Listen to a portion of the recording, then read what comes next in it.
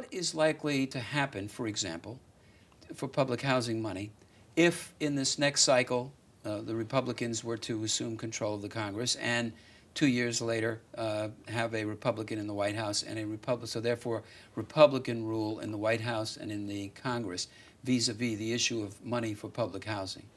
Well, you know, I'm very proud to have an association with the new Secretary of the Department of Housing and Urban Development, Mr. Donovan, Sean Donovan, who was former head of HUD, not HUD, but the New York City Housing and Preservation Development. And he is... so you have an in? Well, not just... We have an in, but not for not only New Yorkers, but public housing throughout the country. This is a guy that really gets it. He really understands the larger needs. Right, but he could be gone, you know, in 2 years. But he has a program right now. He's calling it the Transforming Rental Assistance Program, a program in which he's looking under his watch to, you can never say never, but the idea is to establish a funding system that HUD would make available for all housing authorities across the country that would allow for more predictable funding than they currently have. Right now, one of the, as you noted, the big curse that we have as property managers is every year we just don't know how much we're going to get, and much like the crisis that we talked about just a moment ago, was based in many cases because we just didn't know. We were assuming one level of utilization, and we wound up dollars for a whole other level of utilization. Mr. Donovan and Secretary Donovan and HUD under the Obama administration is now looking to develop a system in which it's more predictable and that it allows housing authorities to do their property management in a much more private sector kind of way. And I know, back to the other question, I'm not looking to privatize public housing. But frankly, the way we manage public housing, there are great lessons we can learn from the private sector about looking at the value of the property and treating it as real property versus just something that the government has kind of, and they will fund or not fund depending on the whims of the Congress. Well, New Yorkers are used to the notion that when you combine private with housing, you usually get rents that are not affordable. And so many people complain in the city about affordable housing. But I wanted to move from there into, well, to finish this latter point first. For everything that Secretary Donovan may or may not be doing, there's really nothing to prevent a new administration from coming in.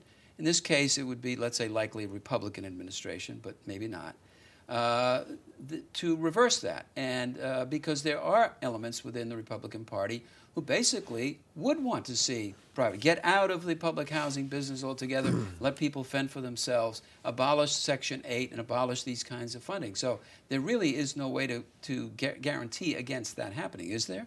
Well, except that you're right, there is no, you never can guarantee anything, except this particular program started in New York City.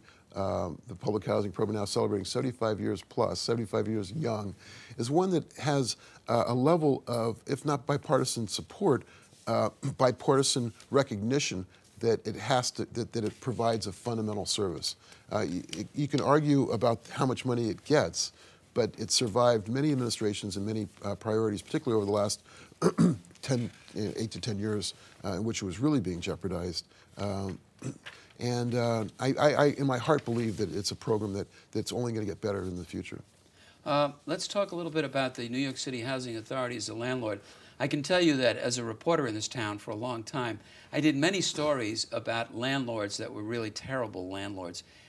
They did not fix things that needed to be fixed. They basically disregarded the property. All they were interested in was collecting the rents. A lot of people never got heat and hot water during the winter time. A lot of people who lived in public housing also said, hey, we have a pretty bad landlord ourselves. Just because they're a public authority doesn't mean that they're immune to some of the same pressures. What are you doing to make New York City Housing Authority a better landlord? Well, it really starts at the top. We are blessed to have a brilliant, relatively new chairman in John Ria, Margarita Lopez as a member of the commission, and Earl Andrews. What commission is that? Oh, the Housing Authority is governed under a 3-person commission that I work for. All right. Okay. And this body is truly committed to excellence at every level. And what that means is looking at every resource we possibly can to develop the quality of life issues and frankly, just even more so, the fundamental responsibilities we have as public property managers to provide the best product we can. And so, for example, the things we're doing right now is working on security and safety issues. Chairman Riaz established a committee made up of residents and staff and the New York Police Department, and we meet regularly to brainstorm the kinds of things we need to do to make public housing better. That's just one example of the many kinds of things we're doing right now to listen to and respond to folks' need. To be honest, though, we have a long way to go. Years of deferred maintenance because of not having the budget has put us really pretty far behind the 8 ball. So I think what we're looking to do is a more systematic way of sealing the envelopes of our buildings, making sure elevators work, making sure that heat and hot water works, and just being honest with our residents and our clients.